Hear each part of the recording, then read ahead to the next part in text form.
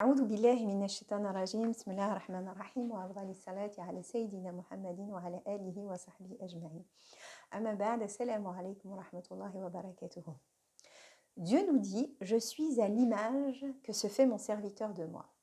Alors il est grand temps que nous apprenions à cultiver l'excellence dans notre appréciation de Dieu et de ce à quoi il nous appelle. Voici la responsabilité qui est la nôtre, Husnul Dhun, et c'est bien sûr nous qui en sortons une nouvelle fois gagnants.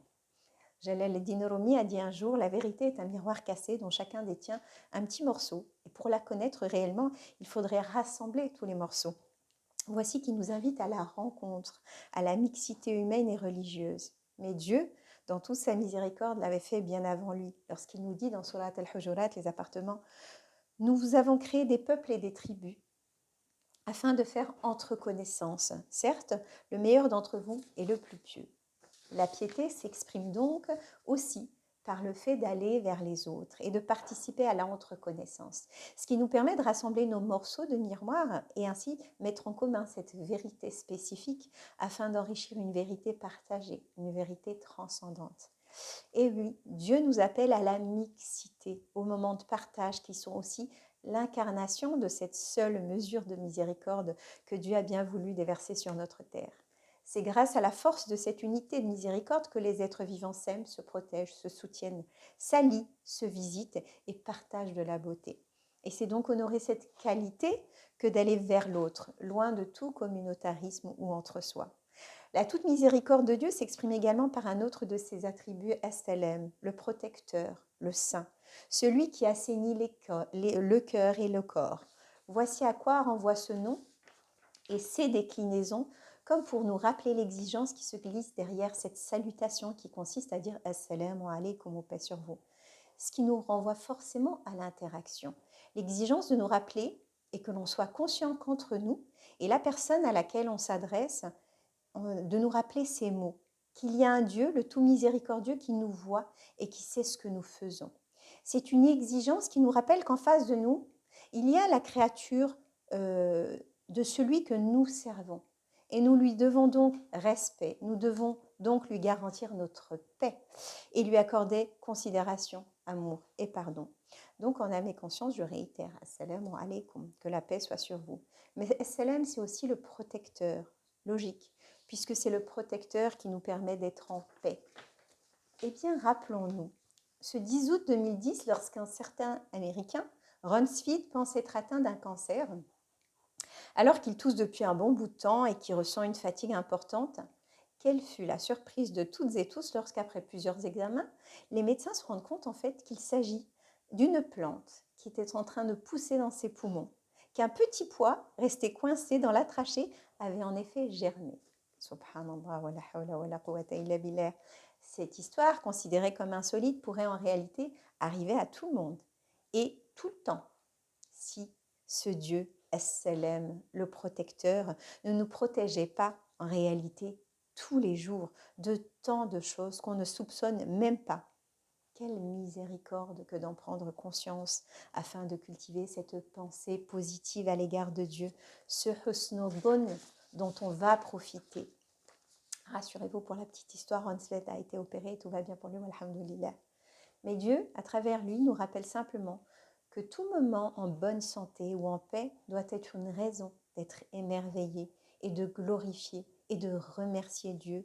Il y a sans cesse des signes pour les doués de raison, nous dit le Coran. Cherchez ces signes. Et d'ailleurs, en parlant de signes, je nous rappelle que signe en arabe, c'est aya. Cherchez ce signe. C'est ce qui nous procure bonheur et émerveillement, et donc reconnaissance. Et surtout la reconnaissance de la bonté divine. Un grand professeur en littérature, Fadel Samarai, qui était très réticent à la foi, a finalement laissé son cœur en être pénétré. Et lorsqu'on lui a demandé comment cela a-t-il pu arriver alors qu'il était farouchement opposé pendant très longtemps, il répond avoir été émerveillé par un signe que lui a donné la nature. C'est un petit insecte d'eau douce qui va construire son embarcation pour y déposer ses œufs juste avant de mourir et qui de fait ne naît qu'après la mort de l'insecte qui lui a donné naissance. Il fut interpellé et bouleversé qu'un insecte puisse reproduire une construction originale que ses parents avait produit avant lui sans y avoir assisté. Comment pouvait-il détenir l'information de comment construire sa barque si ce n'est Dieu qui la lui a donnée? Chercher des signes, chercher les ayats, nous dit, chercher les signes, pardon. Et c'est tout simplement cette nature qui regorge de signes pour ceux et celles qui veulent les voir, qui l'a profondément émerveillé au point de toucher son cœur. Alors la nature, elle se décline de plusieurs façons. Et j'aimerais parler de nature humaine maintenant. Nous sommes et nous devons être les serviteurs et servantes du tout et du très miséricordieux. Eh bien, voyez-vous, je vais évoquer l'histoire d'une femme dont le comportement m'a émerveillée en réalité. Il y en a tant autour de nous, reste à nous de vouloir les voir, de vouloir cultiver ce sentiment positif à l'égard des gens autour de nous. Yusra Mardini, cette jeune réfugiée syrienne, a quitté son pays en guerre. Elle est accompagnée de sa sœur et elle se trouvait sur un bateau de fortune, un pneumatique, avec d'autres nombreux réfugiés. Et ce bateau se met à prendre l'eau. Elle n'a que 19 ans. Elle et sa sœur décident de se jeter à l'eau, en compagnie d'une troisième personne qui savait nager. Parce qu'au bout d'une demi-heure, effectivement, le bateau a commencé à prendre l'eau et donc les passagers ont commencé à jeter leurs affaires. Elle n'avait pas d'autre choix que de le faire. Yusra et Sarah Mardini se sont jetés avec ce troisième passager pour diriger le bateau à la nage jusqu'aux côtes grecques. Elles ont passé 3 heures et demie accrochées à l'embarcation avant d'atteindre l'île de Lesbos. Qui va donner la force à ces femmes de sauver tout le monde? Qui, si ce n'est As-Salam, le protecteur et sauveur? Voir Dieu comme un sauveur, c'est se sauver soi-même, c'est profiter de son sauvetage.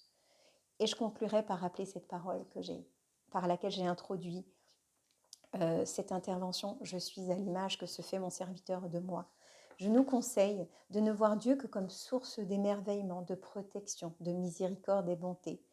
Peut-être qu'ainsi nous serons constamment conscients de tout ce qui est merveilleux autour de nous, des personnes comme de la nature, et de ne cesser de s'en émerveiller au point d'abord de toujours être reconnaissant et cultiver Husnul Dhun, si important pour notre bien-être, aussi bien religieusement que psychologiquement. Je fais une petite parenthèse. La pensée, nous disent les sociologues, est réalisatrice et créatrice.